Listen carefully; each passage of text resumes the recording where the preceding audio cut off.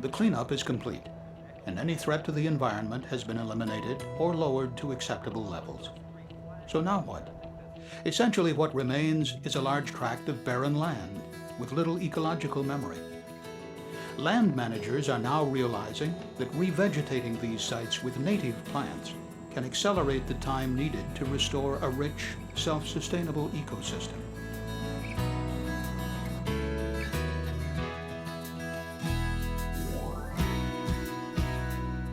Although it seems like a logical choice, the concept of revegetating hazardous waste sites with native plants is relatively new. In the past, hydroseeding, or laying sod, was the accepted practice.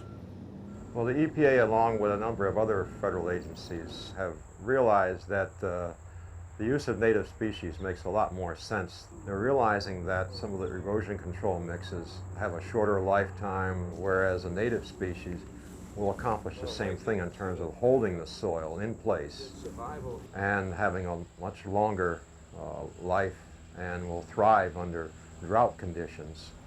Behind you, as we walk down, there's another fenced area.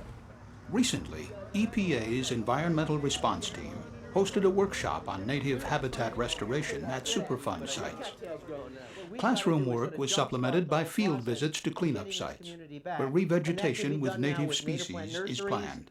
It's not a full community, because the soil is really not so great, but it's poor. One of the leaders of the field tour was Steve Handel, a researcher for Rutgers University's Department of the Ecology and Evolution. Some invasive plants moving in also. We're really interested in restoration of native communities. Native plants give us enormous ecological functions.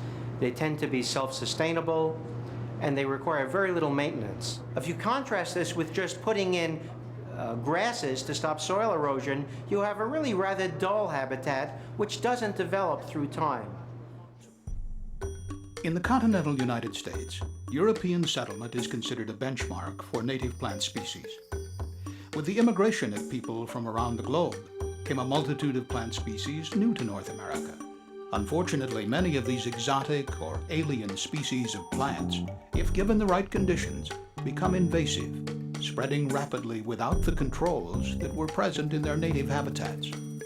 In fact, some invasives become so persistent that monocultures develop, disrupting complete ecosystems.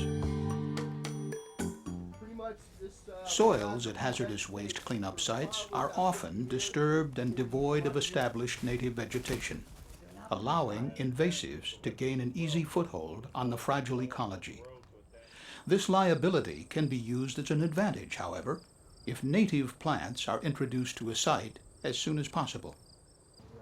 Through teaming agreements with agencies already experienced in native species revegetation, EPA is now embracing the practice full scale.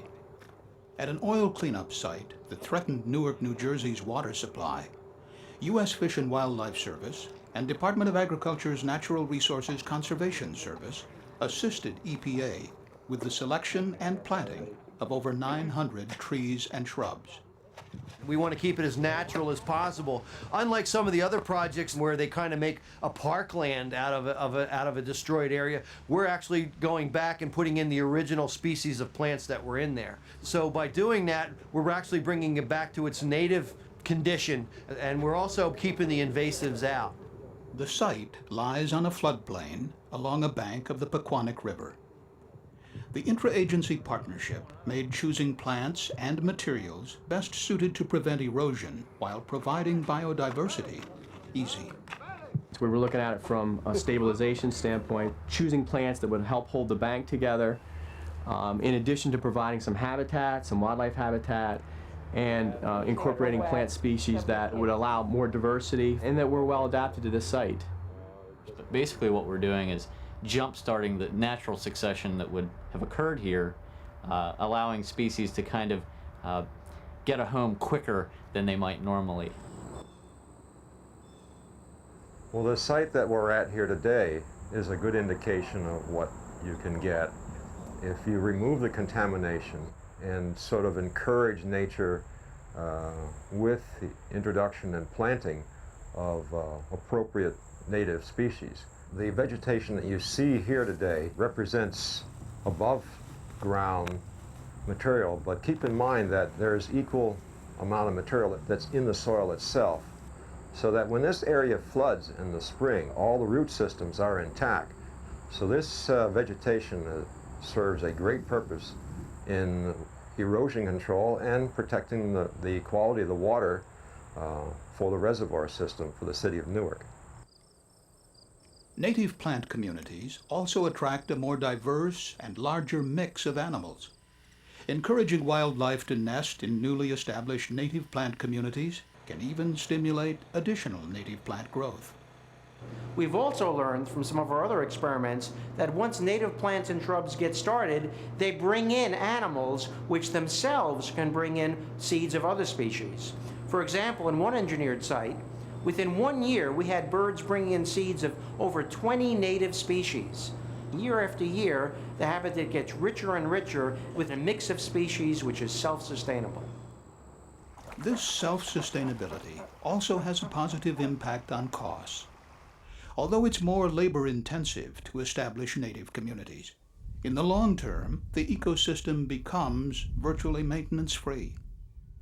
They may take a little bit longer to establish themselves, but obviously since they're adapted to the particular environment and climate that you're using them in, there's a greater chance that they will thrive. Aesthetically, colonies of native plants just look better too. With the encroachment of suburbia and dwindling rural vistas, the opportunity to restore any area to a native habitat has great community appeal. We have a chance at Superfund sites of helping restore the traditional landscape of different parts of America.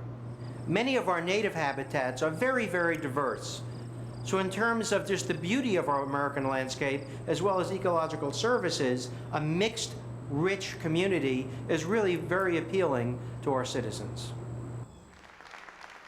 An executive order on invasive species was signed on February 3, 1999. One of the key points of the order calls for more research on invasive and native plant species. Scientists like myself in ecology and in related disciplines are doing a whole series of experiments to try to advise people, contractors, municipalities, federal agencies, on how to bring back the historic American landscape. We have to know more about how plants spread from place to place, what limits their reproduction. Is it just soil properties or the availability of native bees or dispersers? But we've made great progress, and I think we know what we have to do in the years ahead. And the potential The executive order also mandates increased public education and awareness. For managers at hazardous waste sites, this means teaming with agencies already knowledgeable on native plant ecology. It has minute leaves. Well, the OSCs have many options if they really are interested in the use of native species. They can contact people within the EPA, like the ERT, or they can go directly to the members of the regional response teams, where they can access talent from the NRCS and the Fish and Wildlife Service to help them out. Because both those agencies have planting lists of native species that are appropriate for their particular area. This distinct regional expertise, coupled with advances in research and a positive public perception, is now making native plants the new standard for revegetation at former hazardous waste sites.